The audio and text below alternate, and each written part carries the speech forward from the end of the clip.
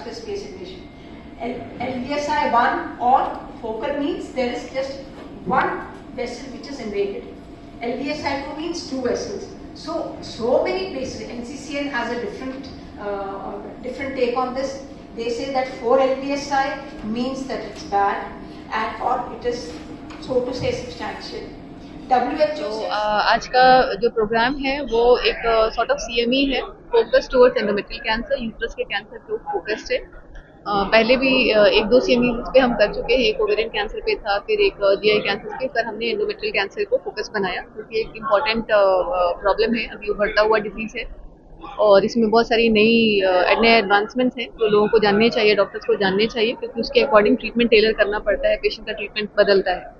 तो वो सबको मद्देनजर रखते हुए कॉन्फ्रेंस का ऑर्गेनाइजेशन हमने किया है, चल रहा है। इसमें एक तो diagnosis, cancer diagnosis, uterine cancer diagnosis में क्या क्या ध्यान में रखना चाहिए, क्या मोडालिटीज़ है, क्या रिसेंट एडवांसमेंट हैं जिससे हम और एक्यूरेटली डायग्नोस कर सकते हैं और अप्रोप्रिएटली डायग्नोस कर सकते हैं, जिससे कि हम जो भी सर्जरी या कीमोथेरेपी या रेडियोथेरेपी वो प्रॉपरली दे सकें।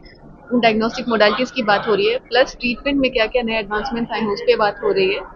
एंड इसमें एक दो पैनल डिस्कशन जिसको कहते हैं कि जिसमें बहुत सारे एक्सपर्ट्स आपस में मिलकर डिस्कशन करते हैं मैनेजमेंट का एक प्लान सेट करने के लिए, उस तरह के भी एक दो हमने सेशंस रखे हैं। तो पूरा कार्यक्रम एंडोमेट्रियल कैंसर के है, उसकी जानकारी के लिए आपस में डॉक्टर्स डिस्कशन करते हैं कि एंडोमेट्रियल कैंसर का क्या रिसेंट एडवांसेस है, सर्जिकल ट्रीटमेंट में क्या एडवांसेस आए और ट्रीटमेंट में क्या एडवांसमेंट आए, उन पे चर्चा के लिए ये कॉन्फ्रेंस रखा गया ताकि पेशेंट को इससे फायदा हो पाए।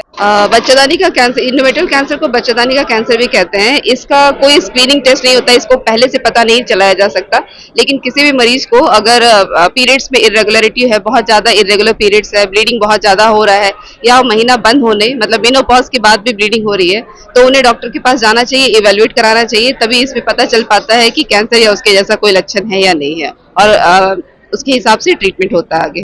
वेदांता कैंसर कांग्रेस जो है हम लोगों ने पिछले साल शुरू किया था। इसमें ऑर्गन स्पेसिफिक जो कैंसर्स होते हैं ना, उनके इलाज पे चर्चा के लिए देश विदेश से अलग अलग अच्छे स्पीकर्स को, अच्छे डॉक्टर्स को बुलाया जाता है, जो नई एडवांसमेंट हो रही है उसके बारे में अवगत कराने के लिए।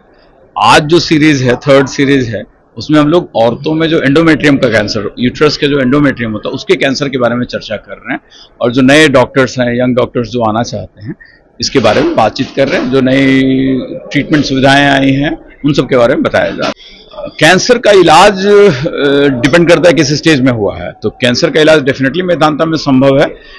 पेशेंट के प्रोग्नोसिस के लिए अच्छा है कि वो जल्दी से जल्दी पता चल जाए, तो इसीलिए जो नए डायग्नोस्टिक टेस्ट होते हैं ना, जो जल्दी बता सकते हैं, जैसे औरतों के बच्चेदानी का कैंसर हो गया, बच्चेदानी के मुंह का कैंसर हो गया, इसको आसानी से पता किया जा सकता है बिना किसी नॉन इन्वेजिव टेस्ट के।